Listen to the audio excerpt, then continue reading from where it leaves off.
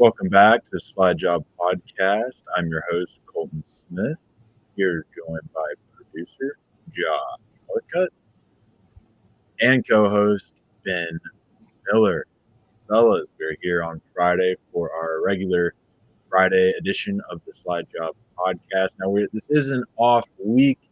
However, we will be getting to our Fast Five picks here a little later. Due to a busy Friday for us all, we decided to take next Friday off. So we want to preemptively a week beforehand give our picks for Talladega. I'm sure that will go swimmingly. But we also are going to kind of take a break here. We're a fourth of the way through the season, which I saw that on Sunday, and it just didn't register until today. That wow, we are already a fourth of the way through the season here after the Bristol race going into Talladega. Rockingham is currently on my second monitor right now, watching some great racing because guess what, guys? There was a truck that was faster, Lane Riggs. He was faster than the leader, and he came up to the leader, and he didn't get stuck behind him. He could actually pass him. It was insane. Wow, he can actually pass him?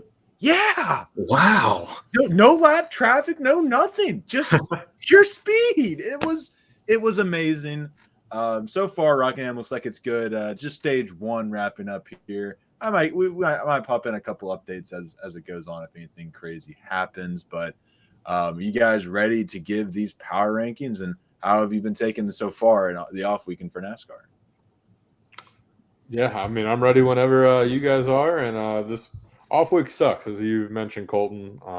I get not wanting to race on Easter and this and that, but maybe the drivers can just agree to race on Saturday and just double up with Xfinity somewhere or something. But I know it's a NASCAR. But I do know it's a NASCAR tradition not to race on Easter weekend. So except for when we try to do it on Bristol. Yeah, it definitely sucks that there's no race this week, though. I mean, would have been nice to have Talladega as some Easter entertainment, but yeah, drivers need a break though, so it's at least fair to give them a break here. Yeah, a little week off. But anyways, let's go ahead and get into it. Our NASCAR team power rankings. All 15 full-time Cup Series teams will start at 15. Work our way around the panel, then go up the list. So first and foremost, at number 15, I have the team that I forgot to put on this list, Haas Motorsport, Haas Factory Team, whatever the hell they're called. Are they the worst team in the garage? Not quite. Rick Ware Racing is technically worse. However, yes, you're partnered with RFK. You got Cole Custer, who can run well in Xfinity. Don't expect much from him in the Cup Series. It's still adjusting the expectations for Haas, and it's rock bottom. 35th in the point standings is that of Cole Custer, just ahead of Cody Ware. Yeah, my 15th ranked team this year is Rick Ware Racing. I mean, going into the season, their only highlight this year was when Corey LaJoie was in contention to win the 500. But other than that, though, there hasn't really been much to really talk about, though. I mean, Cody Ware having a typical Cody Ware season. So, I got them ranked at number 15. Josh? 15 for me is Hendrick. No, I'm kidding. 15 for me. I'm kidding. 15 for me is also Haas Racing. They're just our Haas Factory Team, as they're now going by. Part of it's just, the silver spoon getting to drive around in circles because daddy wants them to. But the other thing is, it just seems like Haas doesn't care too much about NASCAR or anything else that comes with it. Yeah. I agree with that. And my main reason was we expect Rick Ware Racing to be in 36th. And we did expect Custer to be there. It's just it's the fall that it's been for Haas. Last year they were still 32nd or something like that. I don't know. It's just the fall, I think, for Haas. We expect Rick Ware Racing to be that bad. And now we can start to expect Haas to be that ass. Anyways, moving up the list, no surprise, I got Rick Ware Racing at number 14, and I don't have much to explain. Their equipment's bad, their driver's bad.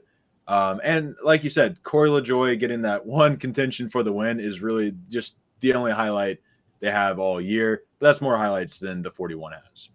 Yeah. All right. My 14th ranked team in my team fantasy or power rankings, I should say. Excuse me.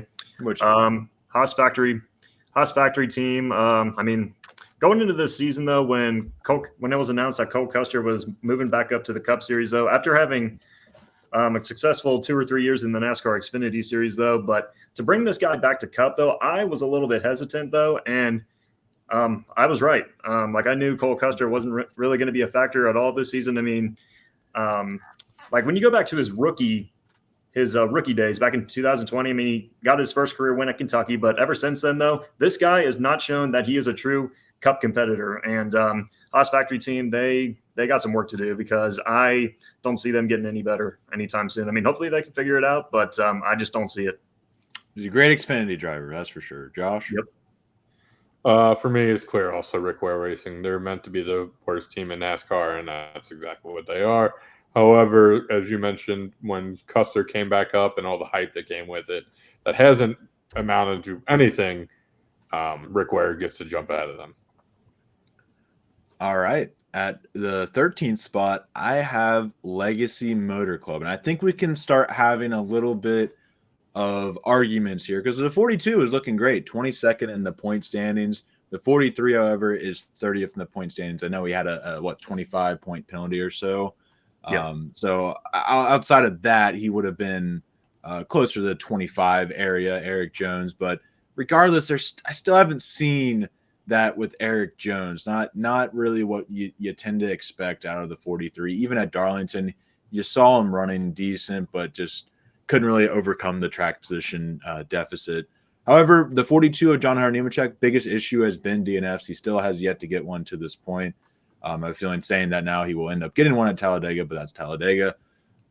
Still impressive. They are already pretty well kind of ahead of where they were last year. You can see the improvement. And John Nemechek's a talented driver. Eric Jones is a talented driver as well. He's got some stuff behind the scenes that have changed. And so maybe that's kind of what's the slow start. He had that back injury. I think that was last year that he was kind of recovering from. So maybe still a little bit of that in there. We've seen that with Hamlin and Bowman in the past. That takes longer than you would expect to get you back to full. So I don't think we need to sell any stock on Eric Jones yet. I think there's still a long season left, and hopefully he can turn it around. But credit to that 42 team. I just don't have him over any of these other teams around the garage. Yeah, number 13, I got Legacy Motor Club as well.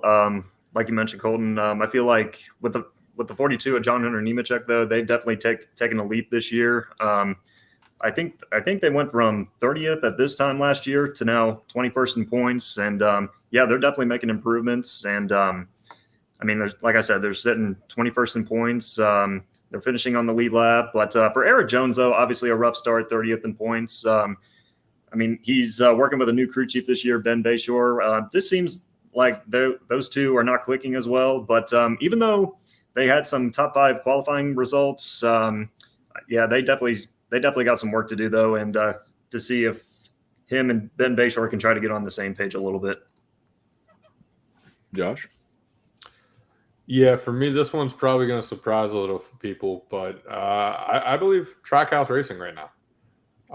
They have not been living up to the hype. Daniel Suarez kind of looks lost and loses talent every other race. SVG looks like he doesn't belong anywhere near a NASCAR car unless it's a road track. And just above Haas Factory team there is SVG. Yeah. And Ross Chastain is just kind of floating around out there. It's amounted to only one top 5, and that's not what I expected. It's a team that even coming into the year, they were hyped a lot. It looked like maybe there would be some changes, obviously, with Pitbull leaving and how that would maybe affect some of the drivers. But this is just not what I expected from a Trackhouse team going into year 3 or 4. I always mess that up 4. In my head. It seems like it's 4, yeah. Yeah. Okay, year 4. It's like they've gone backwards. And it also, one of those things, as we mentioned on our podcast many times, you got to wonder if Hendricks has anything to do with that, and Ross Chastain basically wrecking all of his drivers. Yeah. I have them at my number, what are we on, 12 spot. Mm-hmm. Yeah, I got Trackhouse there. I went back and forth on them and who's in 11 because I feel like they both have kind of just been flat. However, Trackhouse has been going backwards, whereas that other team has been going slightly forwards, very small forwards.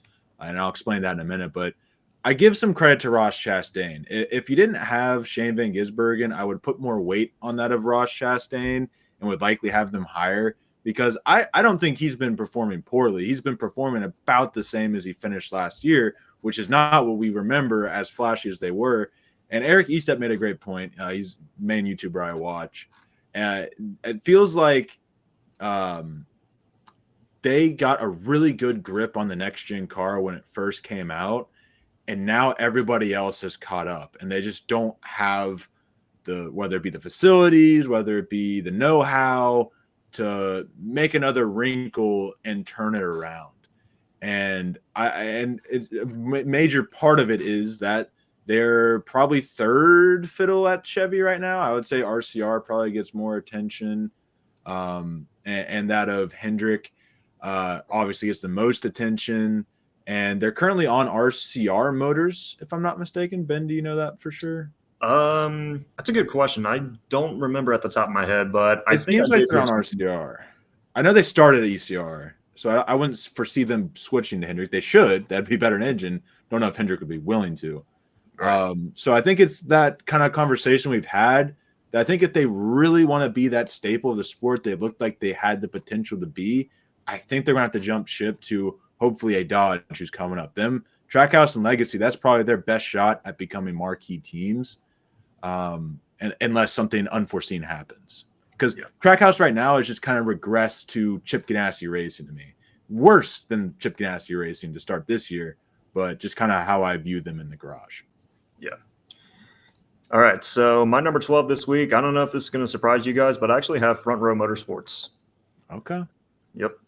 So, just looking at all three drivers, though, starting with Noah Gragson, this was a little bit surprising to me. He's currently 32nd in points. He's paired with the same crew chief he had from last year with Stewart Haas Racing, though. They had some success together, putting together 7 top 10 finishes, and was flirting in the top 20 last year, though. So, in a way, it's just kind of mind-boggling to see Noah Gragson in 32nd in points right now. And Todd Gilliland, 28th in points. Still adjusting to his new crew chief, though, but obviously it's not the start that 34 team expected. And, just not as strong as I thought. And last but not least, I got Zane Smith. Big improvements in year 2 after his rookie year at Spire. He's had finishes of 11th, 12th, and 16th. So, just to see Zane Smith leading Front Row Motorsports, though, that's definitely been huge. And but I feel like with Gragson and Gilliland, though, they got some work to do for sure. One thing I would note on that, and I guess I'll wait. I'll just save it for Front Row. Sorry, Josh, you go ahead. I was also going to mention Front Row is my next team. 3 guys who, Zane Smith has been impressive. We keep talking about how he runs off these 11th to 15th. Top 20 finishes, which is pretty good for him. But I think Ben hit it right on the head about Gilliland not living up to the hype, and Gragson definitely not producing as well as we hoped. So easily for me, they come in next. Yeah, and also just a quick comment though. I just feel like with Michael McDowell's departure from Front Row to Spire, maybe that's played a little bit of a role. I absolutely think it plays a big role because McDowell is a guy who's been in that program for 6 years. He was the leader. He was somebody that Gilliland could, rely on. And now Gilliland's got to be the guy to rely on for Zane Smith and Noah Gragson. And Zane Smith's kind of taken that role. I got them a little higher on my list. I'm not quite on the doomsday track yet for them. I have RCR at number 11, actually. They have showed slight improvement, but it's still been fairly ugly. Kyle Busch does find himself with 4 top 10s, which I'm not sure how. 4 top 10s, a top 5, and 16th in points, which is definitely an improvement upon last year. And retrospectively, I probably should have put Front Row below them. Spoiler alert, I have Front Row at my number 10. But I haven't been too impressed because it feels like Kyle Busch should be better than he is, and it's not quite happening. An impressive coda, but outside of that, not really much of note in my book. So I have them at 11. I have front row at 10. I'll spoil that and just say that probably retroactively I could have flipped those. I think they could go either way. Richard Childress Racing does seem on the up. Austin Dillon is 26th in points. Doesn't really reflect that. Some of the finishes he's had. Yeah. And going in at number 11, I got Spire Motorsports. Just looking at all three drivers again. Justin Haley. I mean, we've seen flashes of him this year, putting together top 15 finishes. I feel like he's outperforming that 7 car where LaJoie was last season, sitting 23rd in points. Michael McDowell hasn't had the flashiest season, though, but he has put together some good finishes, sitting 19th in points. And Carson Hocevar, eventually we've seen speed from him this year. Like last week at Bristol, though, was on track for a top 5, but there was mistakes by his pit crew that cost him a possible good run at not Dover, Bristol. But even though, and also he has 3 DNFs this year. So yeah, I got Spire at number 11 this week. Josh, for me, it's Legacy.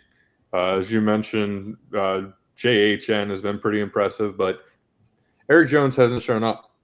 Nope. I want to see more out of him this last 3/4 of the season or whatnot, because the three of us, especially me and you, Colton, have talked about how he probably should be in a better ride. But right now he's being outdriven and outperformed by his teammate, which makes me think maybe JHN needs to be the one taken from Legacy and move to a better team down the road. Yep. Agreed. I've been high on John Nemechek for quite a while. If you watch the channel, you know. So that puts me. I already gave my number 10 as front row. And one thing I want to point out, you guys kind of talked about Gillen being disappointing. I don't really see that. He's 10 points behind Zane Smith. The only thing I am disappointed is that he's not ahead of Zane Smith. I get that point. I expected Todd Gillen to be the lead driver at front row, but I don't think you can really lump him in with the disappointing category. Yes, he is 28th in points, but the gap from 22nd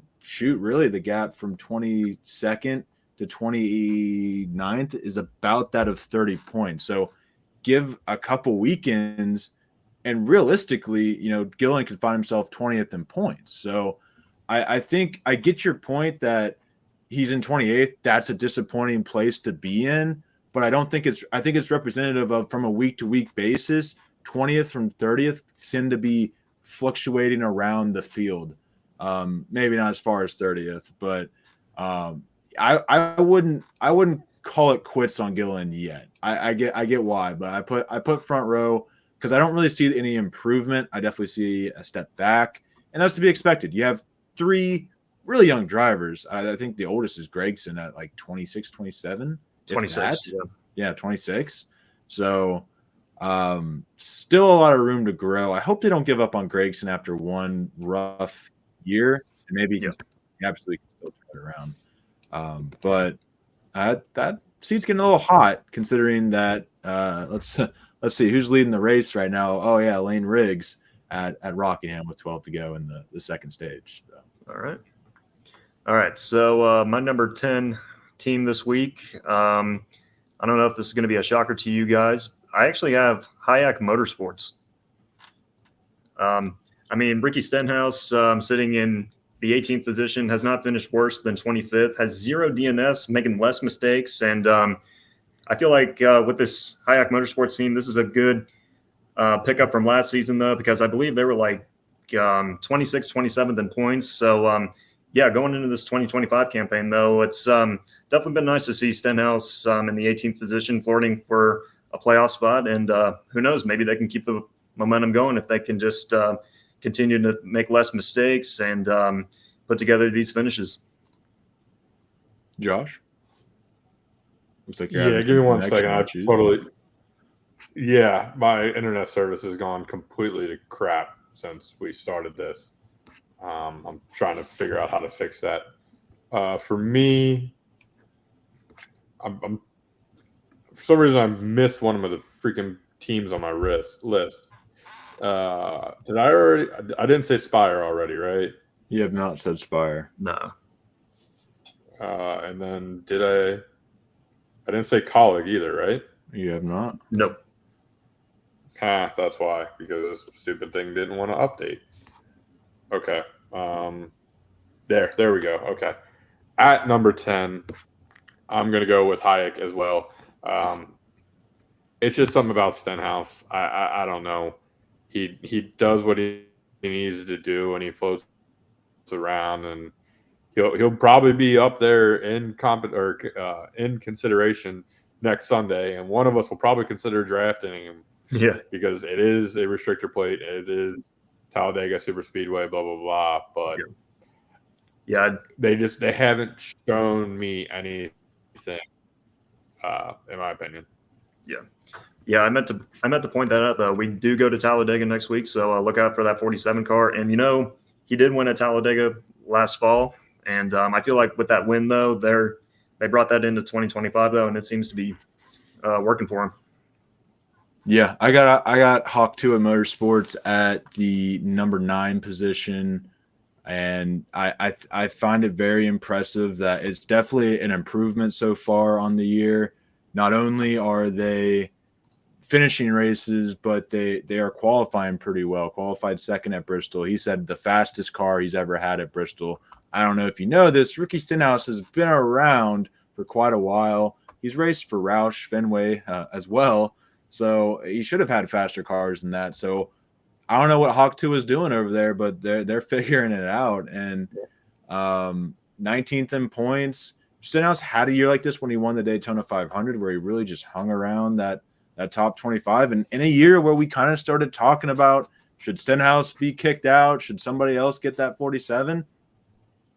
Or I think he ended up getting the multi-year extension. We were like, well, why would he get that? He's proving it right now. He's proving it. And as much as a lot of people dislike him, he's Ricky Stenhouse for sure. I've always had that just back in my mind. He's got talent in there somewhere. You don't win Xfinity Championship without talent. Yep. And he's sticking around, just like Josh said. So, Ben, who you got at number 9? All right, so number 9, I got Richard Childress Racing. Just looking at both drivers, starting off with Kyle Busch first. He was in contention to win at COTA, though, if those cautions didn't fall. He dominated the race, leading 58 laps, I believe. And but ever since then, though, it just has not been the same. I know he's mentioned it a couple times how he's starting to get used to this next gen cars, having a hard time getting more set up with it. So that's just been kind of part of his downfall a little bit. But looking at Austin Dillon, though, 26 in points. I feel like this is an improvement for that 3 team, though. They're coming off a top 10 at Bristol, and they put together a 12th place finish at Phoenix, a 13th place finish at Miami, though. So that 3 car, they're starting to show a little bit of flashes. And I believe he's working with a new crew chief this year. I cannot remember his name at the top of my head, but he used to be at Stewart-Haas. I know that. Stewart-Haas, yeah, sounds familiar. But I feel like I said, this is a step in the right direction for that 3 team, though. They're getting up there in points a little bit, and who knows, maybe they can try to continue the momentum. The one thing about Austin Dillon is he might be the most inconsistent driver of the 2010s. He will go off and look like, okay, this is why he's at RCR. Yep. And then all of a sudden, what happened to him? So exactly. Maybe he's on one of those upward trends right now. Josh, are you back with us? You guys got me? Yeah, I got you. Yes, we do. Okay. Yeah, I don't. Like I said, I don't know. It's probably because there's 2 other TVs on and they're using the Wi-Fi. Yeah, that'll do it. You are your mouth is behind what you are actually saying, so you'll be a joy to watch for everyone at home. That's just for me. The next up would be Spire. They've done better than what we expected. However, they are a team that does not currently have a driver in the playoffs. And went that they get crossed off the list. All right. At number 8, I have Colleague. And honestly, I feel like you can flip this one or the one above because they've both been equally as impressive this season. The 16 of AJ Allmendinger is having kind of that resurgent year. Always love seeing the Dinger. Just outside the top 16 in the playoffs, or not quite in the playoffs because of how Wood Brothers Racing doesn't have or isn't currently in there, but they'll be in there soon enough. Anyway, 17th in the points, just 2 points behind Kyle Busch for 16th. He's done it by way of some great top 10s at not just road courses. Actually, he didn't get a top 10 at the road course. Yeah. But a great race at Las Vegas. Another one last week, if I'm not mistaken, at Bristol. Yeah, I think top 10 at Bristol. Yeah, top 10 at Bristol. I mean, impressive start for AJ Allmendinger. On pace to break his career high in top 10s if this keeps up. And I mean, that's a guy who has been around for quite a while as well. We're not running for the best teams. Had a shot at Penske, but we all know what happened there. Right. And hey, Ty Dillon keeping the car clean, sneaking out a couple top 20s, doing better than Daniel Hemrick did in the 10 last year. He's been the shit of many nepotism jokes, but I can't say he's done poorly. He's currently ahead of Brad Keselowski, Eric Jones, Noah Gragson in the point standing. So I don't really see how you can really fault him for that. Yep, absolutely. All right, my number 8 team this week, gentlemen, is Trackhouse Racing. I mean, it's been a rocky start for Trackhouse Racing, though. I mean, Ross Chastain, I feel like that one car, they're starting to develop and catch the rhythm a little bit, coming off 3 consecutive top 10s. But when you look at Daniel Suarez, though, it's just been an absolute disaster. I mean, his job is on the line, though, because who knows, maybe Connor Zillage will be in that car in 2026. Who knows? But, I mean, even though we're 9 races in, there's still plenty of time to flip the page for that team. But, I mean, hopefully they figure it out. But just looking at SVG, the final Trackhouse driver, I mean, coming into the season, though, I had a feeling that, and just like everybody else, that he was going to struggle on the ovals. And this is a guy that performed really well at COTA, finished 6th. He was out front leading laps, winning stages. And this guy is just counting down the days until we get to Sonoma. But I'm not giving up hope on SVG, though. I mean, he was a driver that I was high on to be a big factor on the road courses to get at least 3 wins. And we got plenty of road courses and plus a street course to go. And I'm not giving up. Like I said, I'm not giving up on SVG just yet. I feel like when we go to these road courses, though, he's going to be a factor and he's going to lock himself into the playoffs. So look out for that 88 car. I'm Team Bull on this. Fire that dude. He's not good. Anyway, back to my picks that hopefully this internet won't cut off and I got it figured out as I just exited out of every freaking window I got. This is number 8, Colton.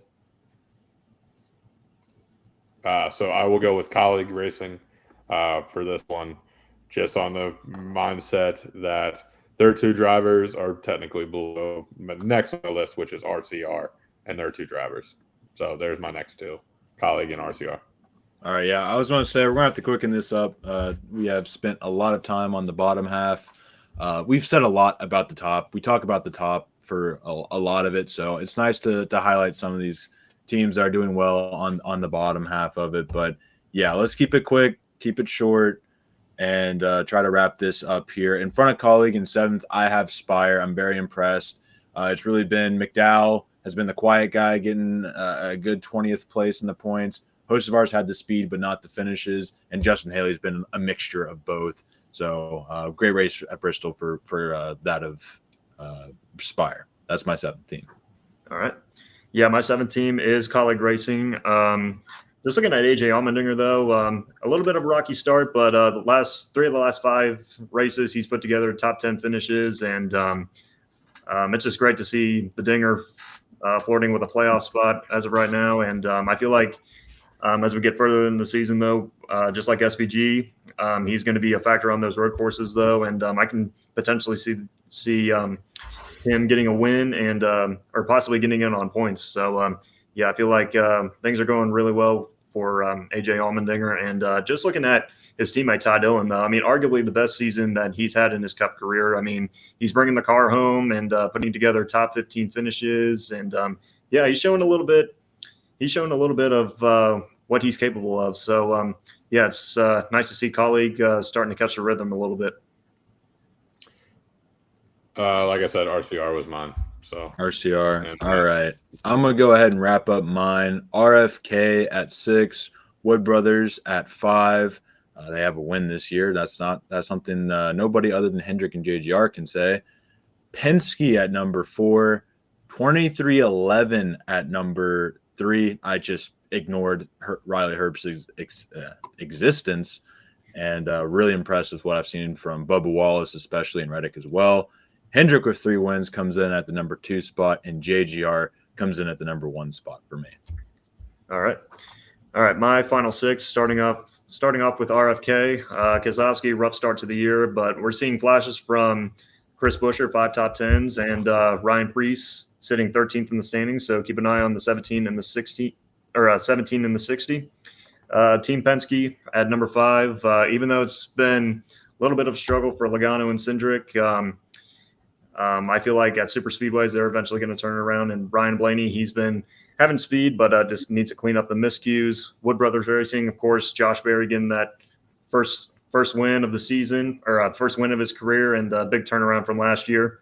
And just like you, Colton, I'm ignoring Riley Herbst's existence and just focusing on Wallace and Reddick coming in at number 3. Wallace is obviously having the best start of his career, in my opinion, and Reddick is going to get hotter as the season progresses. And my final 2, Joe Gibbs Racing at number 2 and Hendrick at number 1, arguably the 2 best teams this year. And obviously it's been Hendrick versus Gibbs so far this year.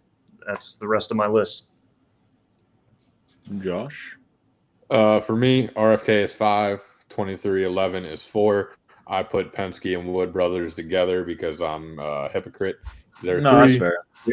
JGR is 2 and Hendrick is 1. Okay.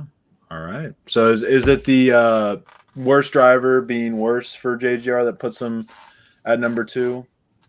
Yeah, Gibbs being as bad and as off as he has been all year. Though I was going to say, not all year. Not the last 2 weeks. Back top 10. You got to give him credit. I was going to say last two. Well, we'll see what happens. And then the early starts of the run of Hendricks, and also the last 2 races, if I'm not mistaken, maybe 3. I guess it would have been 2. Hendrick has dominated.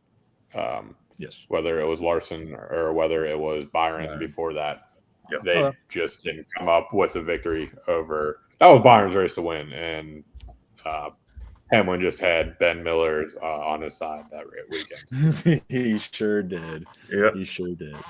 And me against him. So, all right, let's go ahead and get in. Let's go ahead and get into the Fast 5 picks. Or Ben, you have power rankings, correct? Yes, I do. All right. So now for the driver power rankings, which we do typically each week, if you want to get through that. All right.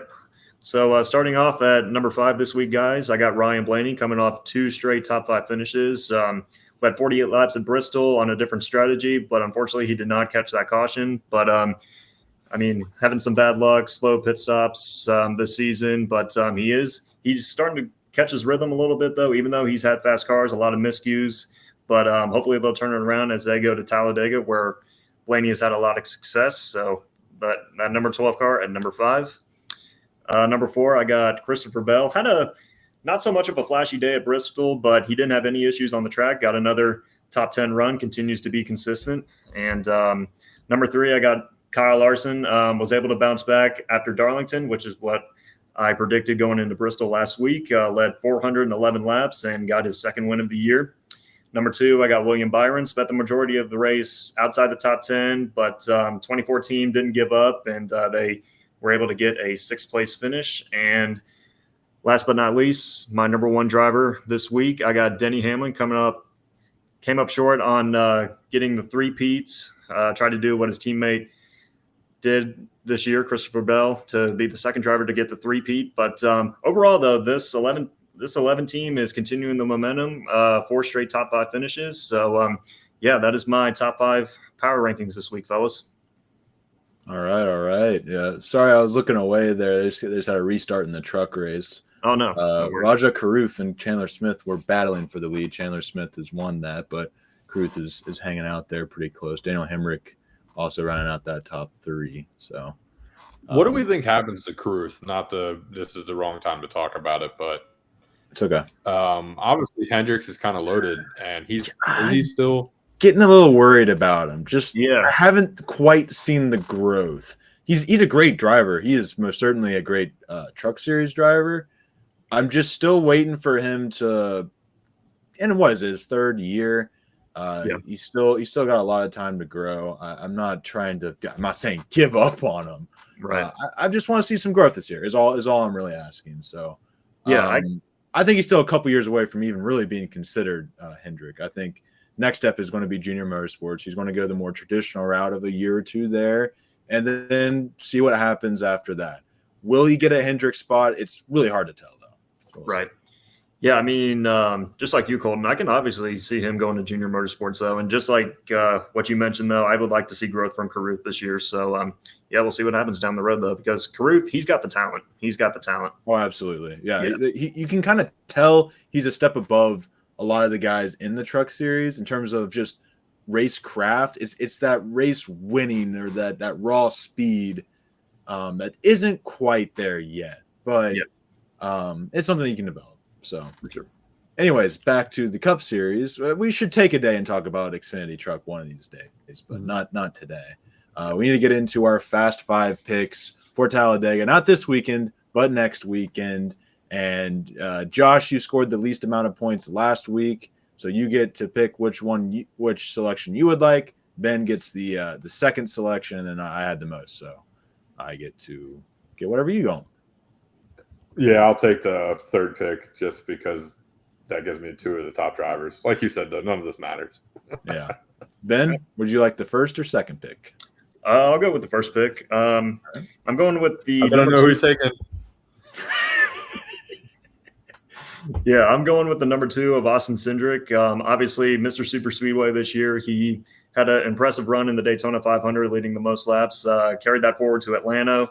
Dominated, led the most laps, and didn't get the win, unfortunately. But, yeah, I feel like from what we saw at Daytona and Atlanta earlier this year, though, that 2 car is going to bring that same setup or same speed, I should say, going into Talladega. So, yeah, look out for that 2 car. I feel like he's going to be fast next week. Josh, you can have William Byron. I'll take Ryan Blaney. He proved last week that I can pick him, and he will finish well. Penske's got the speed at the super speedways. Ford's got the speed there. After seeing the dominance they had those first 2, I can't not pick a Penske Ford here. And yeah, give me the 12 of Blaney. All right. Yeah, I'm going to make mine a little unique. I'm not going to try to take all the most popular crazy players, but I am going to take Bubba Wallace to start. I know Talladega isn't exactly the craziest, but I absolutely love Bubba. I think he can find himself in the victory lane and bring a victory to 23-11. On top of that, though, I'm going to take the guy who's actually the better super speedway driver in Hendricks and give me Alex Bowman. All right. So I was going to take Bubba. I got next. Oh, I was going to take Bubba with that first pick. However, I thought because his average finish was bad, maybe Josh would wait. That's my race winner pick. I'm just going to say it. I really was feeling it. It's not going to be that anymore, unfortunately. I really am feeling it. We'll find out when we get there. Damn it, Josh. Classic Josh. Doing what I do best. Pissing me off. William all day, Colton. All day. Got it all day.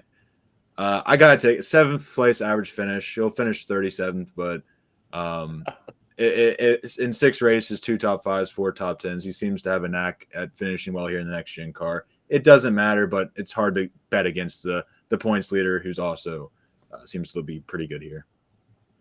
All right. So my second pick this week, I'm going with Austin Cindric's teammate, Joey Logano.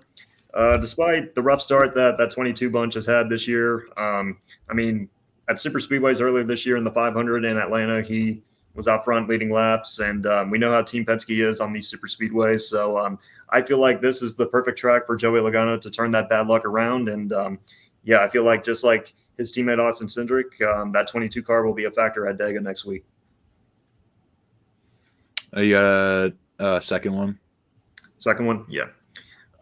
Just looking through this list right here. I apologize.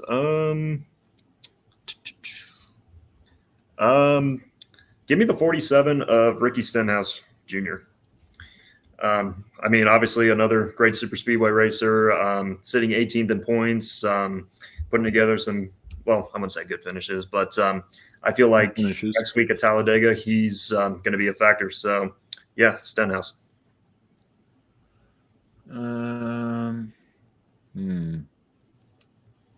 Eric Jones is a knack for being good at this track. What a way to get back on the radar with another top 10 finish at Talladega. I'm confident in that.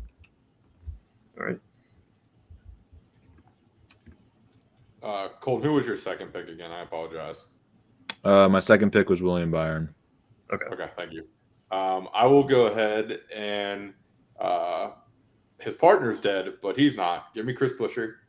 RFK can kind of float around. Bush, I mean, his owner is basically dead. Yes, that guy doesn't exist anymore in my world. I refuse to pick him. But if he is going to do well, it is this track. Yeah. In his career, he has been very, very well here. And then for my fourth pick, I'm just going to go ahead and take him because I like. You know what? Give me Kyle Busch. RCR seems to always be able to whip it around here a little bit at super speedways. So go ahead and give me Kyle Busch. Chase Elliott. Right. Chase Elliott. Josh, who's your second pick? I am absolutely blanking on it. Alex Bowman. Was it Bowman? Alex Yeah. Bowman, okay. All right. So my fourth pick this week, guys, I had it in my head, but I lost him. Give me the 11 of Denny Hamlin. Obviously, like I mentioned, though, he has lots of momentum though with those 2 wins at Martinsville and Darlington, and this is a guy that came close to winning his 4th Daytona 500 back in February, but got wrecked by Cole Custer, and I feel like he's going to pick up where he left off in Daytona, and that 11 car is going to be fast at Dega. So keep an eye on that number 11 of Denny Hamlin. And do I get the next pick or? Okay. Yeah, that's the last one. Sorry about that. All right, last pick. All right, going through this list. Give me the 21 of Josh Berry.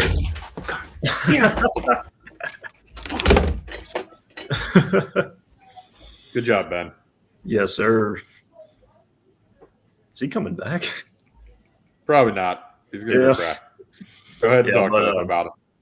Yeah, but Barry, he was another one that's been good on super speedways. Well, Atlanta specifically because he led 47 laps, and just like his Penske teammates Cindric, Blaney, Logano, I expect that 21 car to be a factor on, or not this Sunday, but next Sunday. So yeah, look out for that 21. Nice to come back to us, Colton. We lost you for a second. This was my pen. You made me break this, Ben. Not me. Not my anger issues. You did this. Josh Berry. We're at the 42nd best average finish, and you're going to pick him? This is why he's in first. This is why he's in first. Freaking read my mind. Josh Berry's already won the race. I can just tell you that right now. Let's see. Can I pick Anthony Alfredo? He's not on the list. How about Landon Castle? That should be a good finish. I don't even know at this point. All my drivers are just going to wreck.